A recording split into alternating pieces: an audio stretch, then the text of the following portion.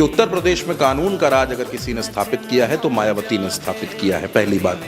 अब उसी को बहुजन समाज पार्टी मुद्दा बना रही है। बहुजन समाज पार्टी का ऐसा कहना है कि उत्तर प्रदेश में अगर कोई अपराध मुक्त, भय मुक्त वातावरण दे सकता है तो वो नाम सिर्फ और सिर्फ मायावती का है।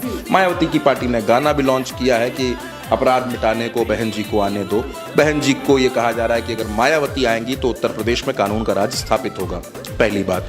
दूसरी बात, आपने जिस रैली का जिक्र किया, 9 अक्टूबर को लखनऊ में ये रैली होने जा रही है और मायावती, ये कहा जा रहा है कि ये एक तरीके का शक्ति प्रदर्शन है मायावती का, ये शक्ति प्रदर्शन है बसपा का, जिसमें ये दिखाया जाएगा कि उत्तर प्रदेश में आज भी लोग बहुजन समाज पार्टी से उम्मीद रखते हैं।